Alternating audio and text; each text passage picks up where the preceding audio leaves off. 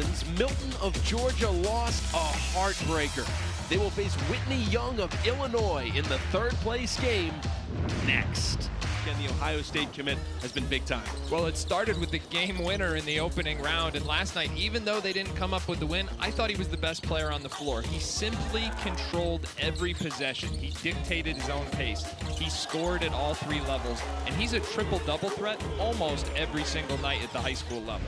He's been all over the place in terms of the radar, but Dalen Davis, this is a guy who's raising his profile this weekend. He certainly has been. The junior point guard making a name for himself, put on a show with his playmaking and individual offense yesterday. I thought they had a really good start yesterday. They came out with a lot of energy. I thought Casey was a leader in that regard. They were active on both ends. They were scrambling. I just thought tempo yesterday. I mean, they walked the ball up the floor. They were getting into a set almost every time. It's going to be interesting to see if that was specific to yesterday's matchup or if they continue to try and play that slow here tonight. Goes out of bounds. Looks like it's off of LT Overton, and it will go down to Whitney Young. The #1 ranked football prospect in the ESPN 300. Also getting it done here on the hardwood. He's a constant double-double threat. Getting into foul trouble yesterday was certainly a big storyline for him down the stretch for Milton.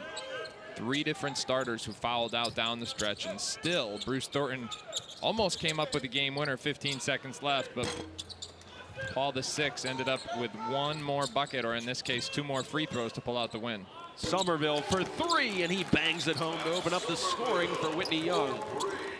Points hard to come by in the early going here in the first quarter. There's Casey getting it in the air and raining it in, stepping to the outside, A.J. Casey, and showing that that's a big part of his game as well. Yeah, that's the part that's really growing most consistently. What happened there? Whitney Young with a 6-2 lead. Third place game here is Xavier Amos. Fall. Good ball movement. All the way in and 1. Marcus Pegram slashes in and draws the foul to give Whitney. A.J. Casey and company for Whitney Young trying to get it done. Casey stepping outside, says give me all 3 of those. I go to the tempo a little bit. I mean, when you play with a limited number of possessions, you better turnovers than points. Bruce Thornton hasn't been able to get much separation going so far, and we haven't heard anything from Kane and Carlisle yet. Somerville on the dish from Casey. He already Seth Fitzgerald running the show for the Eagles of Milton High School. 4 turnovers, 2 points. There you go. That's the story. And finally, LT. Take another look at that last Milton basket. Their first one was at 6'10". That trend this year where juniors, high-profile juniors, I should say, are making earlier commitments, kind of ready to put an end to their recruitment earlier than we've seen in the past. Overton with a nice finish, but talking about those juniors. Your brand, as the kids say now. Backdoor lob, and that one almost went in. But that's what A.J. Casey does. He brings that vertical spacer, that supreme athlete, kind of the pogo stick hybrid 4-man. Nice whip pass inside and Overton. Davis looking to answer with a 3. Put back, too strong from Casey this time. And now the last second buzzer beater almost goes. And all of a sudden there's lids on the rims. See a rare run out here for Milton, but you can see they can play with pace given the opportunity. So they're going to be, you know, they're going to pick their spots in transition. They don't want to make positional size. He's got a creativity about him with the ball in his hands, and he's got a really good pull-up game to match. Talk about a good game. How about that up and under? Back to the conversation about Carlisle. You know, it's not always Stanford, as Whitney Young finally snaps that streak. That was Somerville with 2:49 left in the first quarter. The last bucket before that one. And now all of a sudden no one can miss. Playing the NBA, and that's been very clear over the years. You get another look at a couple of the last points here. Watch this up and under move. Great use of the pivot foot there. Steps right through, avoids the shot blocker. Very well done. And then the 3 from long range.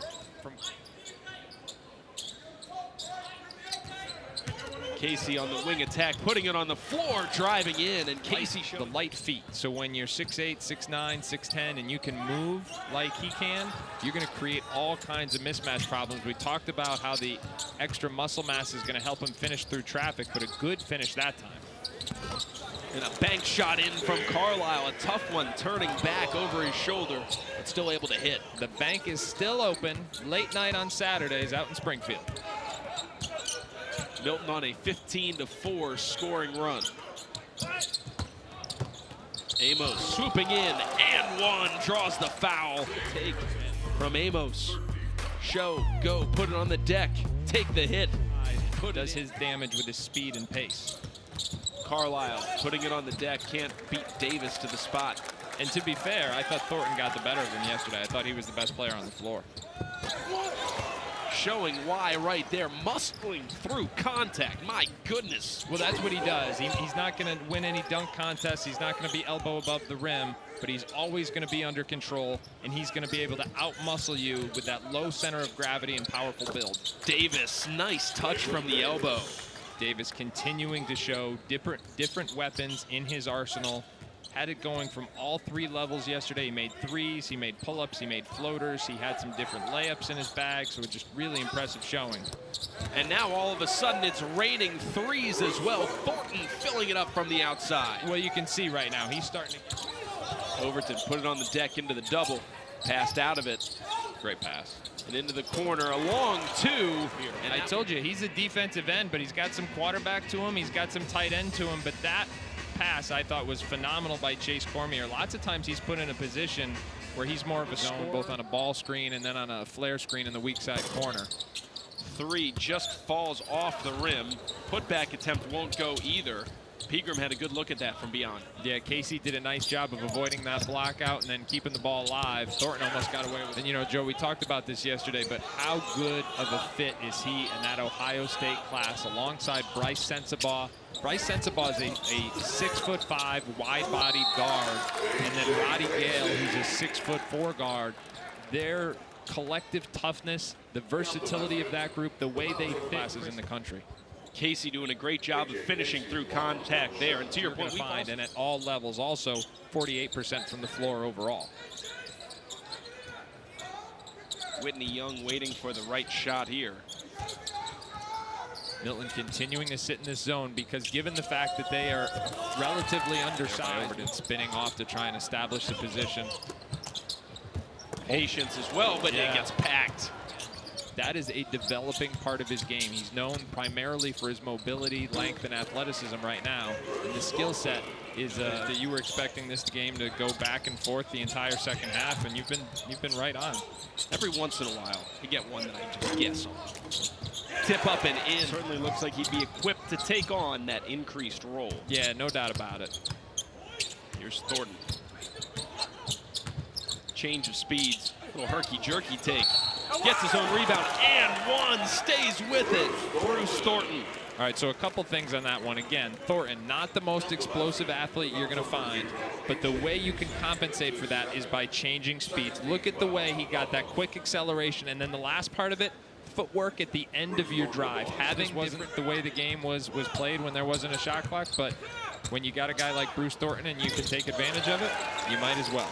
I mean, they held it for over a minute there, and then he hits the floater for the new. It's not up to the officials. You just have to play with whatever the rules are and do your best to take advantage of whatever those rules are. It doesn't look like it's bothering Bruce Thornton all that much. And Casey trying to make himself available to stop this run. Runs into a double team. And Overton diving to the floor to try to save that one. Exactly. And his offers are wherever he wants to go. That's exactly right. We could list all 30 of them. I think sometimes you use all that energy up, and then they take the wind out of your sails, and you remember, geez, I'm really tired. You know, and you just don't have as much left in the tank, given the fact that this is the third game. In front of that first row, this big-time scoring run has continued for the Eagles. Once trailed by as many as 12, they now lead by a dozen. Make it 14. LT Overton and one, and a flex as well. Little shoulder shimmy there too. He's got the worked out okay. I think those options might be there for Mr. Overton too. Thornton and one. To the basket. First, LT Overton muscling his way up and in. And one. Then it'd be a good thing to just have everybody playing under the same set of rules. 22-0 run, helped out by the fact that Whitney Young hasn't scored since midway through the third quarter. Well, remember, in the very beginning, we talked to you about Milton's half-court defense. They've been sitting in this zone, but they are very principled in their rotations. Bruce Thornton been leading the way on both ends of the floor. He has 27 points right now, and remember, he got off to a slow start. And there, the streak is snapped, and the drought is taken care of by Xavier Amos. Away from the fact that Amos is a talented player, this Whitney Young team is going to be poised to be contenders in the city of Chicago. And one for Thornton. He's got 29, going for his 30th switch and do it quickly, and that is exactly what Milton was able to do. It's a good point. Go from having 2 points midway through the first quarter to cruising in the fourth. They didn't get to the final like he wanted, but had the buzzer beater on game one, what could have been the buzzer beater in the semifinals, and then the 30-plus performance here in the third-place game. So Milton headed towards third place as Whitney Young watching them dribble it out. Got some handle. Nice leave inside, hanging and hitting. Here's Michael Feinberg. That was pretty. We're ready for next year. And that is going to be a final 61-37. Milton rolls and ends the game on a 33-6 run. And that guy powered a whole lot of it. Just a dominant showing from Bruce Thornton. The Ohio State bound point guard was absolutely phenomenal, capping off what has been a terrific week.